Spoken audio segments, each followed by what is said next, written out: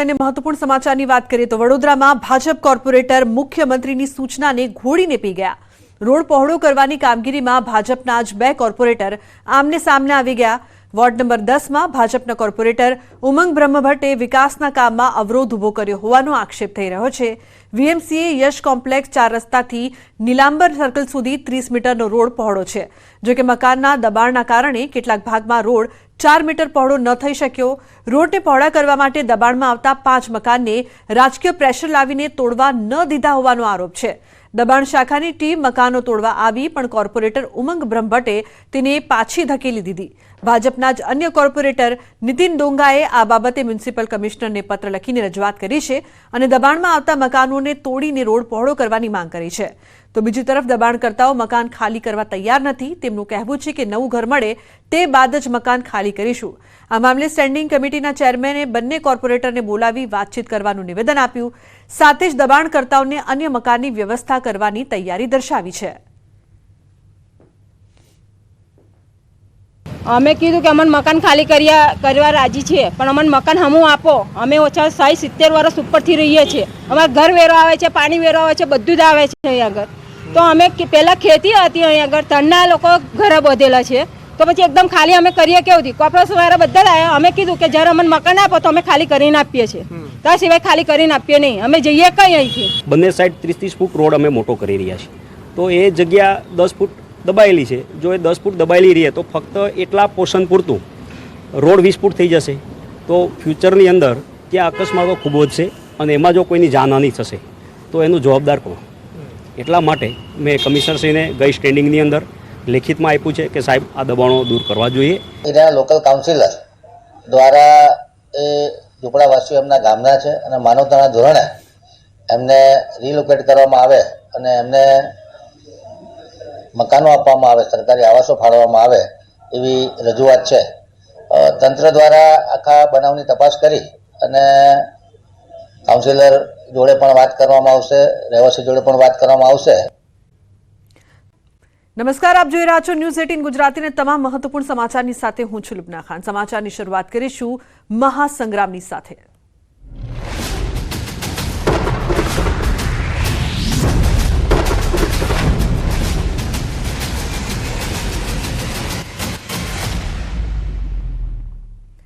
તો સાબરકાંઠામાં ભાજપના ઉમેદવારનો વિરોધ, ભાજપના આયાતી ઉમેદવાર શોભના બારૈયાનો વિરોધ થઈ રહ્યો છે। હિંમતનગરમાં કચ્છી સમાજવાડી ખાતે ભાજપનો કાર્યક્રમ, ભાજપના કાર્યક્રમમાં જિલ્લા પંચાયતના સભ્યોને ન જવા દેવાયા, અગ્રણી નેતાઓને કાર્યક્રમમાં ન જવા દેવાયા। ભાજપના કાર્યક્રમમાં ભાજપના જ કાર્યકર્તાઓ અને નેતાઓએ વિરોધ શરૂ કર્યો। બેઠકમાં ન જવા દેવાતા ભાજપના નેતાઓ અને કાર્યકર્તાઓ દ્વારા હોબાળો મચાવવામાં આવ્યો।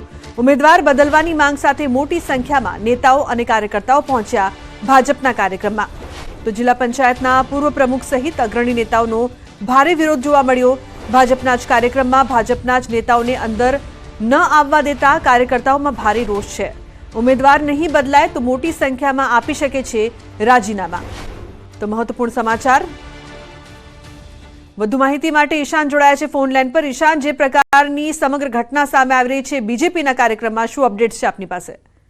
ચોક્કસ તે છેલ્લા જ્યારથી લોકસભા બેઠકના ઉમેદવાર જે શોભનાબેન બારૈયાને જે નામ જાહેર થયો ત્યારથી જ વિરોધનો સૂર જોવા મળ્યો છે।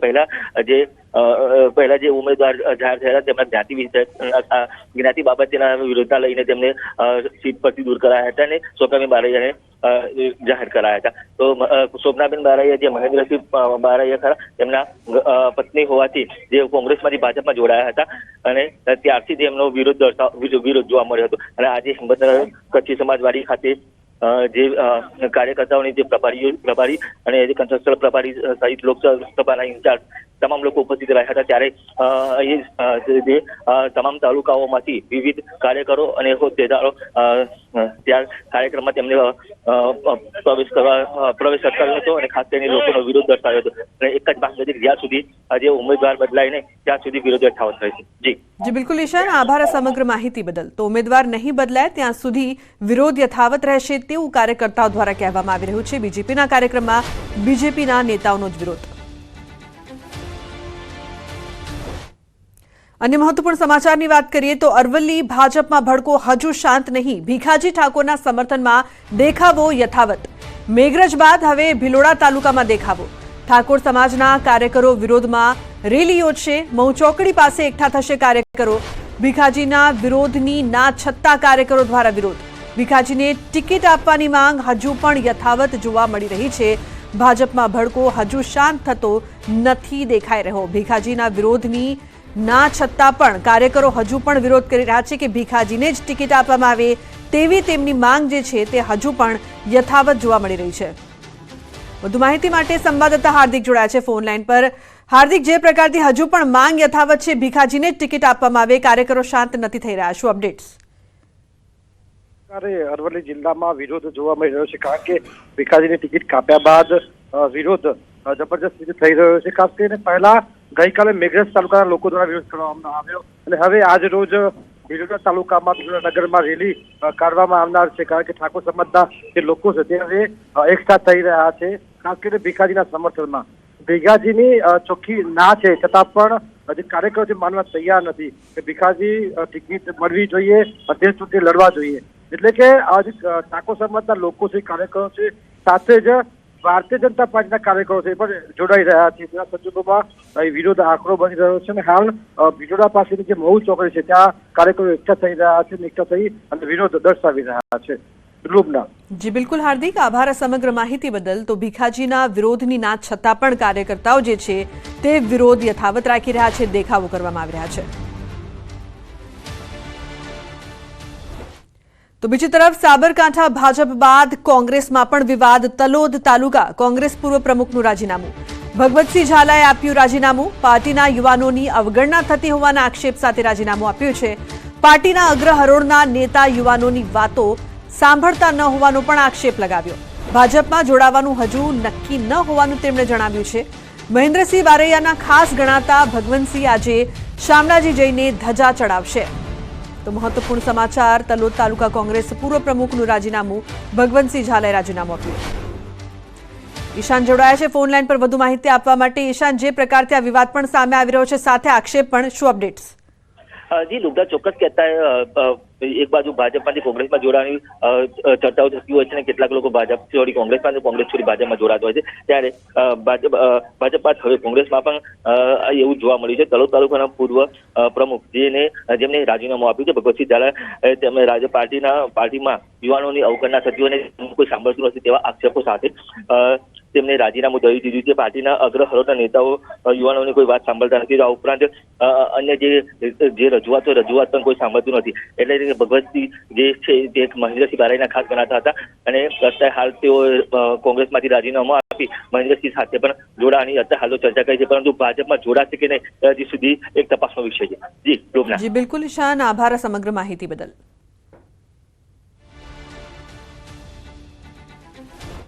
તો કોંગ્રેસનો હાથ છોડનારા પર વરસ્યા ધાનાણી। પરેશ ધાનાણીના પક્ષ પલટીઓ પર શાબ્દિક પ્રહાર। પક્ષે નક્કી કર્યું છે હવે સહન કરવાનું નથી।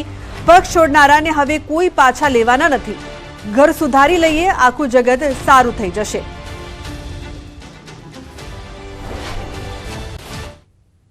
કરતા અને કોંગ્રેસ પક્ષે નક્કી કર્યું આવું નથી સહન કરવાનું। પ્રતાપભાઈ પ્રમુખ બન્યા, ઠાકરસિંહ બાપાએ પ્રમુખ બનાવ્યા, પહેલેથી કીધું ગયા હું શું ત્યાં સુધી કોઈ પાછા નથી લેવાના। આમાં હું કોઈ આપણે પોટલા બાંધી જઈએ છીએ? જનતાની અદાલતમાં લોકો મહાન છે અને એ લોકોના દરબારમાં એના ઘર ઘર સુધી પહોંચવાની કોંગ્રેસ કાર્યકર્તાની ફરજ છે। આપણે સૌ મજબૂત નહીં, વફાદાર બની અને મારું બુથ મજબૂત બુથ। નિકુંજભાઈ ખૂબ સારી વાત કરી। બધાએ પોતાનું ઘર સુધારી લઈને આખું જગ સુધારવા તૈયાર છે। તો કોંગ્રેસ છોડનારાઓને ભાજપથી ટિકિટ મળતા માર્યો ટોણો। પરેશ ધાનાણીએ ભાજપ પર ટોણો માર્યો। ભાજપના પાયાના વફાદાર કાર્યકરો કચડાઈ રહ્યા છે। ભાજપના ગાભામારું કાર્યકરો કચડાઈ રહ્યા છે। ભારતીય જનતા પાર્ટીના પાયાના વફાદાર ગાભામારું કાર્યકર્તાઓ પાયાના વફાદાર અને ગાભા મારું કાર્યકર્તાઓ એ કચડાઈ રહ્યા છે। બનાસકાંઠા બાદ હવે અમરેલીમાં કોંગ્રેસ ઉમેદવારનું મારેરું ભરવા આહવાન કરાયું। પરેશ ધાનાણીએ કહ્યું, દીકરીએ વતન પિયરમાં આંગણે ખોડો પાથર્યો છે, દીકરીએ માંગવું ન જોઈએ, આપણે બધાએ મામેરું ભરી દેવાનું છે। આપણી તાલુકાની લાડલી દીકરી કોંગ્રેસ પક્ષના ઉમેદવાર તરીકે એના વતનમાં પિયરના આંગણે એને ખોળો પાથરો છે, ત્યારે દીકરીને માંગવું ન પડે, આપણે સૌ હાગમટે આખો જિલ્લો લોટકું મામેરું ભરીએ। તો પાટણ લોકસભા બેઠકના ભાજપ ઉમેદવાર ભરતસિંહ ડાભીનું નિવેદન, કહ્યું, ડેલિગેટ સરપંચ કે સામાન્ય નાગરિક હોય, કોઈ જોડે મેં ટકાવારી માંગી નથી, તમે મને સાંસદ બનાવ્યો, જાહેર જીવનના મુદ્દા સાચવી આ હોદ્દાને ન્યાય અપાવ્યો છે। ભરતસિંહ ડાભીના નિવેદનને લઈને અનેક તર્ક વિતર્ક। ચાણસ્માના પિંપળ ગામે પ્રચાર પ્રવાસ કાર્યક્રમ દરમિયાન જાહેરમાં આપ્યું નિવેદન।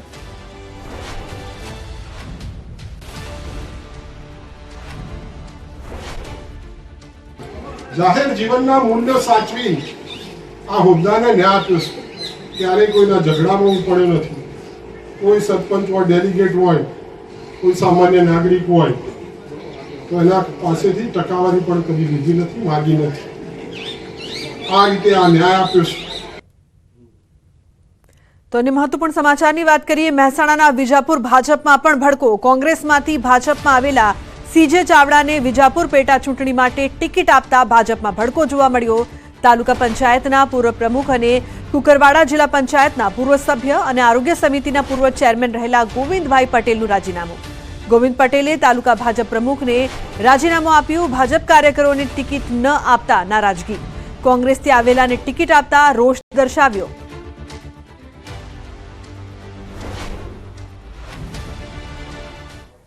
જેનું કોઈ માપ નથી, આ વિચારધારાવાળા કાર્યકર્તાઓ છે અહીંયા આ પાર્ટીની અંદર। તારું પાર્ટીની એવી તો શું જરૂર પડી કે આયાથી કાર્યકર્તાઓને મૂકવા પડ્યા?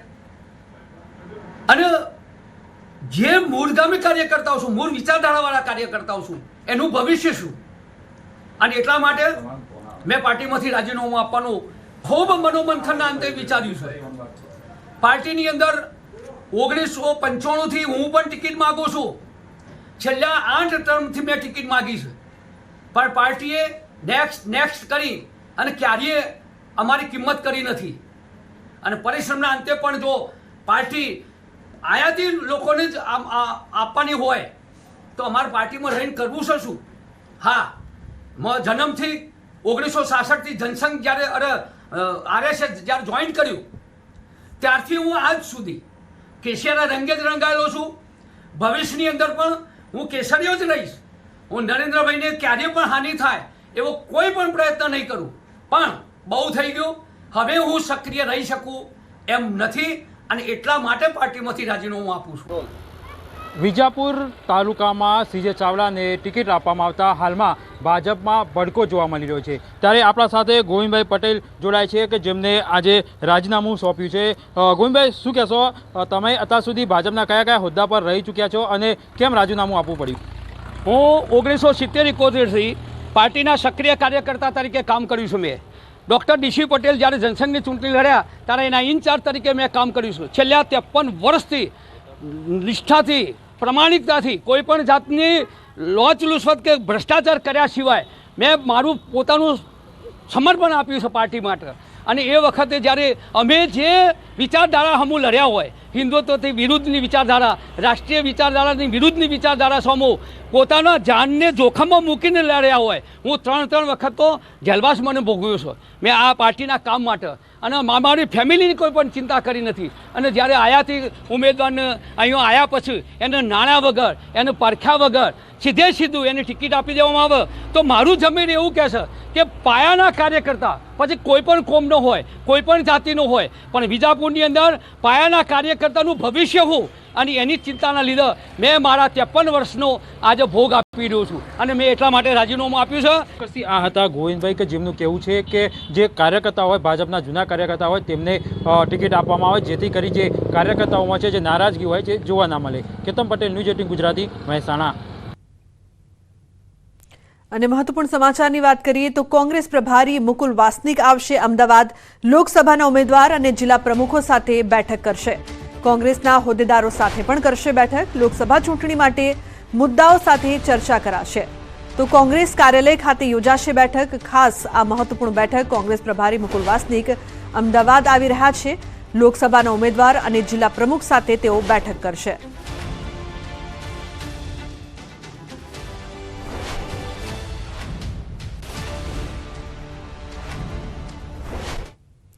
અન્ય સમાચારોની જો વાત કરીએ તો અમદાવાદમાં આવકવેરા વિભાગનું સર્ચ ઓપરેશન. ડેરી હોટલ વ્યવસાય સાથે સંકળાયેલા ગ્રુપ પર તપાસ.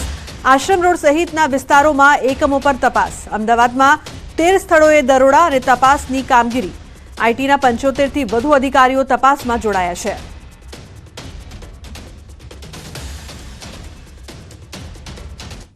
અમદાવાદમાં ઇન્કમટેક્સ વિભાગનું સર્ચ ઓપરેશન શરૂ થયું છે અને હોટલ ઉદ્યોગ અને ડેરી વ્યવસાય સાથે સંકળાયેલા મોટા ગ્રુપને ત્યાં સર્ચ ઓપરેશન કરવામાં આવી રહ્યું છે.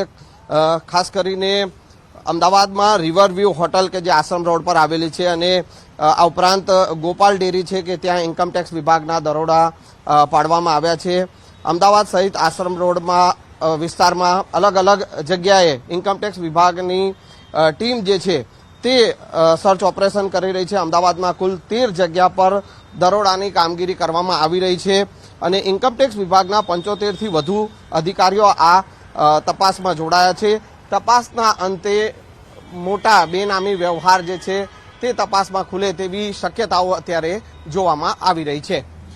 કેમેરામેન ક્ષણિક મહેતા સાથે સંજય ટાંક, ન્યૂઝ 18 ગુજરાતી, અમદાવાદ.